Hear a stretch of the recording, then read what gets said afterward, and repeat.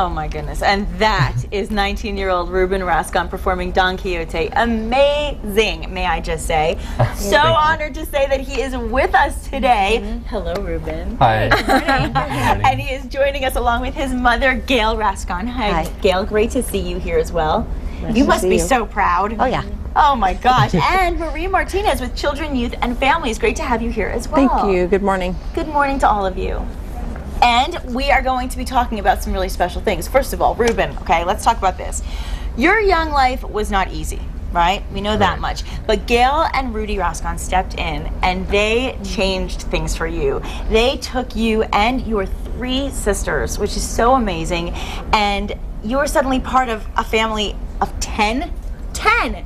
Huge family, that's a big change. So first of all, let me ask you this. Did you take right away to it? I mean, how did that feel for you to be a part of a huge family like that? I mean, with anything, like there's time to get used to things. Sure. But, I mean, I think I got used to it pretty quickly. Love my family, so. And I'm sure they're very proud of you. Wow. Now, Gail, when Ruben was 8, you actually put him in karate lessons, and that eventually led to dance. So where did he begin his training? His ballet training. He started with Prince Ballet and then moved to Moving People. How old were you? I think I just turned 8. Just turned 8, so you've Yes. been doing it for a while. Well, you Yes, also I've been doing it attended for a some while. very high-profile ballet schools. I mean, that's the thing. So tell us about some of the history of where you went and where you practiced. Well, after I did some training here in around in Santa Fe, I got the opportunity to go out to Philadelphia, train there for 6 weeks at the Rock School for Dance Education. Wow. On scholarship, which is amazing. It wouldn't have been possible without that. Sure. And just from there, went to other programs also on scholarship, like the Boston Ballet Summer Program and School of American Ballet, in New York. And, Wow! Oh my God! ABT It's hard to get into those schools. It definitely is, yes. And you worked your way all the way up. How did you get to the Bolshoi Ballet, which is super prestigious? So. It is very prestigious, actually. Yes, excuse me. It's weird how I got there. I moved out to Massachusetts in March to train with a Russian-trained ballet dancer. Okay. Her studio was actually planning a trip to the Bolshoi already, and they asked me to go with them. So I went there for 2 weeks. I was told, on the second day that they wanted me to stay there and train with them. My teacher didn't tell me that until the last day of the program. But they told us. But they told you. they told my mom. Yeah. How did you keep it? How did you keep a secret? I didn't talk to him. It's a secret. Fantastic. Well, we actually do have a look at your audition tape coming up, so everybody can take a look and see just how brilliant you are. Take a look at this. Okay. Oh, wow. That was your audition? Yeah. Were you a nervous wreck? A little bit. Because you don't look it. Oh my gosh. What does it take for you, when you have to go up there and just dance the way you dance? What is your regime for you? What do you do as a dancer beforehand?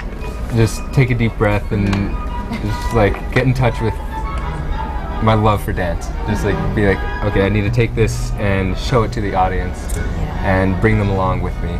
Now, you started off with karate. Did that help you with dancing, do you think? Did it have any impact on dancing? Discipline-wise, yes. Discipline-wise. Definitely. Showed me, how I can be able to move my body in different ways and take instruction and use it. But the grace of ballet is so different, I guess, than karate, because Definitely. it's a totally different body movement. So, and the thing I also want to talk about, because I used to dance not ballet like you, but the class schedules are very rigorous, they're very intense, and it does take a lot of discipline. So we're interested in talking a little bit about the training with the Bolshoi, because that training just has to be so hardcore. Yes, I was told by again my Russian teacher in Massachusetts that I'll be dancing there from 9 o'clock in the morning until 8:30 at night. Whoa! Which is the most intense schedule I've ever had. Do you get blisters? Oh. Yes. Are you crazy? Not even a smart question to ask. So how do you deal with that? Like, do you just tape up and just ignore the pain? Or Basically, yes. Band-Aid up? Just tape up, Band-Aids, and just Advil. Advil. Yes, Advil's my best friend. No. It's pain. No pain, no gain. That's and we right. also actually have video of you rehearsing La Corsaire, so let's take a look at that as well. Fun. Oh, this is at the Bolshoi. Wow. Gosh. You get such great height on those jumps. Unbelievable. Beautiful. See, that's what I noticed in the karate. Oh, how really? high you could jump? Yeah, and his kicking. And the kicking. Yeah. My gosh, as a mother, this must just give you, I mean, I just met Ruben this morning and I have chills from it. I can only imagine what it feels like for you. So beautiful. Do you have a favorite ballet? Definitely. It would have to be Don Quixote. Yes. Well, that's what we saw at the beginning. What you Yes. dancing, just beautiful. Now, is there a particular company that you would dream to dance with one day, besides where you are now? The recent company that I've been looking at just happened to be accepting American students, like within the past couple years. Okay. So I've formulated a new dream to dance with the Bolshoi Ballet Company. I mean, I've always loved Russian dance and like Okay. Russian trained dancers. So now it is actually possible, like in the future, after I've been dancing, to join their company. Oh, that'd be so spectacular. That would be Oh, great. goodness. And Yes. now you've been invited to return, which is a tremendous honor, and you're counting on donations to cover the cost. Yes. Can you tell us about the fundraising, Gail? Well, you can probably tell them more about the fundraising. tell us a little bit more about it, the effort. Well, Ruben needs to raise about $20,000 to get to Moscow and to stay there for a year, and him getting there is on track. But we are taking donations through the New Mexico Dance Coalition at the Bank of America. So any Bank of America branch, you can donate to the New Mexico Dance Coalition, and it'll go to Ruben. Great. We're also having a scholar. He is the first recipient of the scholarship dance that's happening in Santa Fe at the James A. Little Theater on Sunday at 4 o'clock. So there's Fabulous. tickets available for that. Oh, that's fabulous. And Marie, you know, just shifting gears a little bit, this is a CYFD huge success. I mean, it's a story about an adoptive family that brought on new family members, and look at the life he's leading right now. And you are also an adoptive mother. So I want to talk a little bit about your relationship with the Rascon family and about the journey that you've all taken together. Well, my husband and I are adoptive parents, and we're also foster parents. And I met Ruben almost 12 years ago, and his family, when my husband and I first got licensed to be foster parents, and they were our informal foster parent mentors.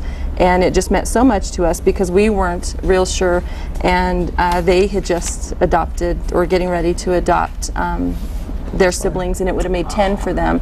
And what you didn't hear is that her children are from all over the globe. Really? Yeah. Well, partially. Korea, Vietnam, and New Mexico. Well, you know, you need to get us a family picture so we can put it up on TV one day. We want to look at the whole family together. So you are, forget the Brady Bunch, I mean 10. I love it.